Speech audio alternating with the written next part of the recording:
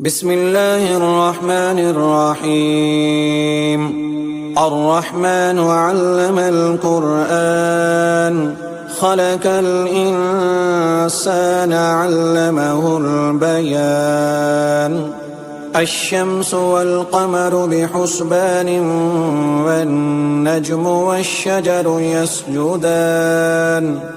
والسماء رفعها ووزع الميزان ألا تطغوا في الميزان وأقيموا الوزن بالقسط ولا تخسروا الميزان. والأرض وزعها للأنام فيها فاكهة والنخل ذات الأكمام والحب ذو العصف والريحان. فبأي آلاء ربكما تكذبان؟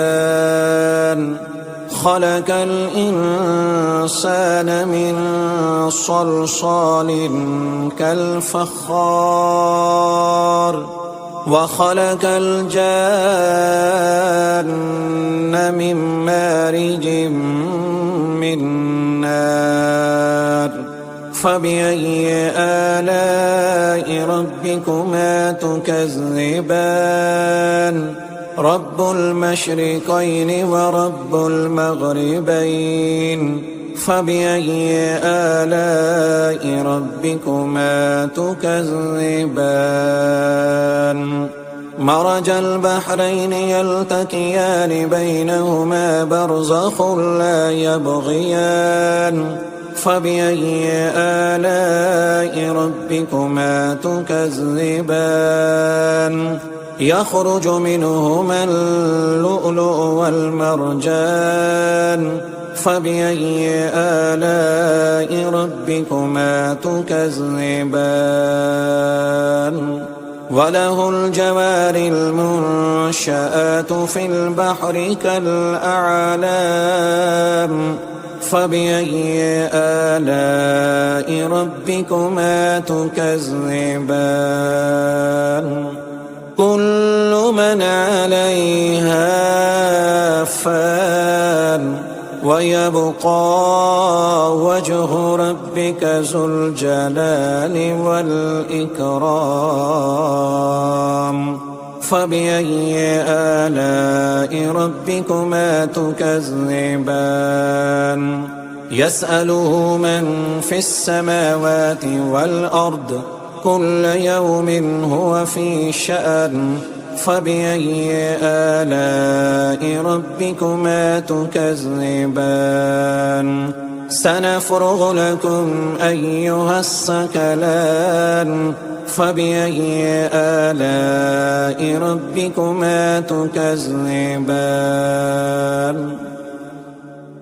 يا معشر الجن والإنس إن استطعتم أن تنفذوا من أقطار السماوات والأرض فانفذوا لا تنفذون إلا بسلطان.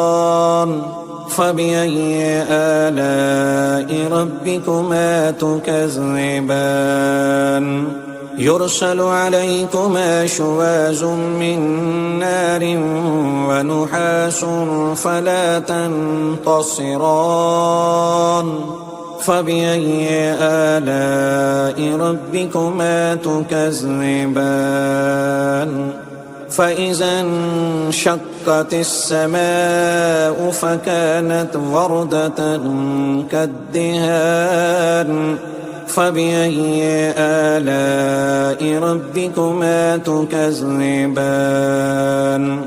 فيومئذ لا يسأل عن ذنبه إنس ولا جان. فبأي آلاء ربكما تكذبان؟ يعرف المجرمون بسيماهم فيؤخذ بالنواسي والأقدام. فبأي آلاء ربكما تكذبان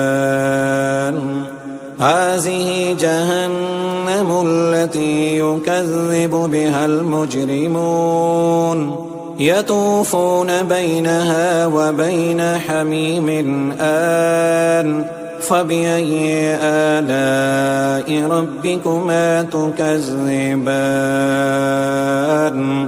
ولمن خاف مقام ربه جنتان فبأي آلاء ربكما تكذبان ذواتا أفنان فبأي آلاء ربكما تكذبان فيهما عينان تجريان فبأي آلاء ربكما تكذبان فيهما من كل فاكهة زوجان فبأي آلاء ربكما تكذبان متكئين على فرش بطائنها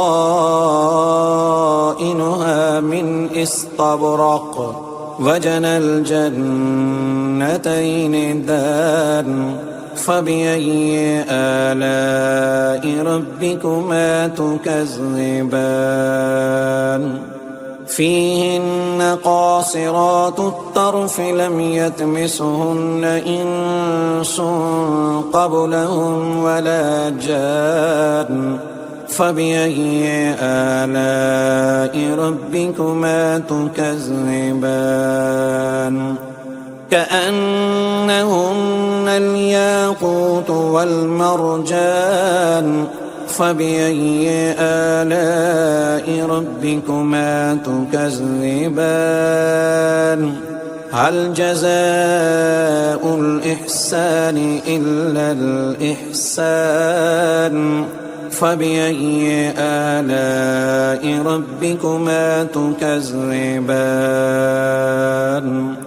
ومن دونهما جنتان فبأي آلاء ربكما تكذبان مدهامتان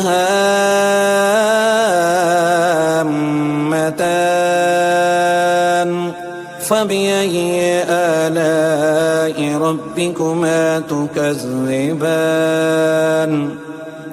فيهما عينان نضاختان فبأي آلاء ربكما تكذبان فيهما فاكهة ونحل ورمان فبأي آلاء ربكما تكذبان فيهن خيرات حسان فبأي آلاء ربكما تكذبان حور مقصورات في الخيام فبأي آلاء ربكما تكذبان